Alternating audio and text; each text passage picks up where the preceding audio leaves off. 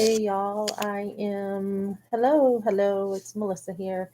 I am playing around with technology and trying to figure things out. So, if you want to join me today, this morning, it's 11:30 here. Um, I am talking about just basically how to help.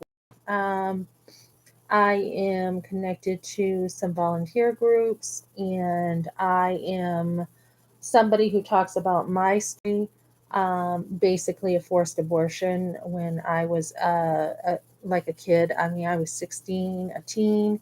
So I'm talking about what happened with me. Um, I have started writing a book, and basically, what I'm talking about is, um, excuse me, just basically what abortion looks like to many women. A lot of times we're caught up in a lie. We have no idea what abortion is. We have mothers who are pretty controlling and they have made decisions for us. We then have to deal with the consequences of abortion and figuring out what exactly was that, coming to the truth and realizing, holy cow, that was a baby, and learning how to heal ourselves. So I'm really big in self development and self care. It's really important to constantly be working on yourself, to take good care of yourself, to understand, truth and to work at things. So my story started when I was, 16, my first boyfriend, 15, my first boyfriend. So I was sexually active from the age of 15 to about 21-ish. And um, basically, that was the way I was brought up. I didn't know anything different. I didn't have a system to understand that, you're supposed to wait until marriage. And that was kind of how I was raised with my girlfriends.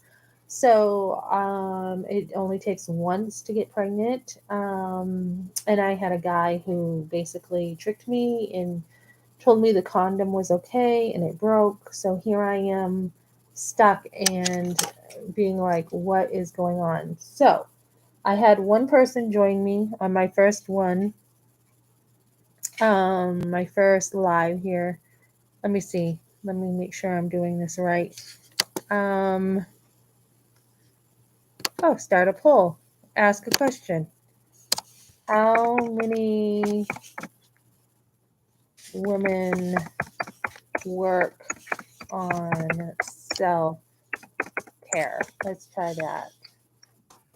A question. Um, okay. So, anyways, I don't know if this is working, but anyways, yeah. So a lot of us don't have self-care. We're taught to be sacrificial. We're taught to give, give, give, and not really consider ourselves in developing ourselves. So I would say that is probably the most important thing girls need to do is develop themselves, to work on getting a lot of self-care. And I think minimalism plays into this because for me, when I was married, we had some apartments. And when I lived with my husband before we got married, the apartment cost a ton of money. We did not know what we were doing.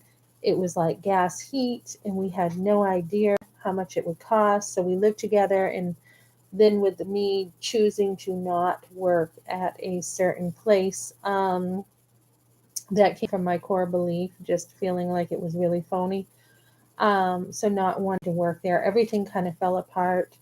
And then, living in a couple other apartments that were overpriced, and then finally settling down into a trailer and working from a place of freedom and conviction with very little expenses really taught me how to take care of myself. I had the time and the freedom to take care of myself.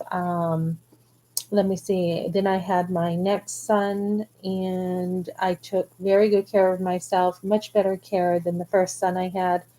I knew more. I had already been through the birthing experience, so I knew I was going natural. I wasn't going to have all the crazy medical stuff I had the first time with being in the hospital 3 days. And then I had 3 home births, which were even more better. The care I had with the midwives was extremely good. And then I also was homeschooling and working on my education and just working on myself. And then I was, I also had community where I was part of a MOPS group. So the mothers of preschoolers group had older women there who had helped me to learn how to mother um, from a biblical point of view. And then from there, I had like the pregnancy center. I had a class about teenagers. I had books. I had Bible studies. I had different churches. I had what else? I had a lot. I mean, I had Mom to Mom, and then I had Grace for the Wounded to deal with stuff with extended family. Then I had, excuse me, 2 post-abortive classes to help me heal from a forced abortion, and now I am in a position um, of helping other women. So that's kind of where I'm at, and I just want to encourage women to have other women around you. And I think biblically that would make sense too, where we see, women who gathered together to get water, or they had maybe stronger families then, where they had mothers maybe who taught them things. I don't know. I was just with a group of a few women, and we were talking. Just a couple women and I were talking about their Unknown generation. caller. Oops, I'm gonna have to end this and talk after. Thanks, guys.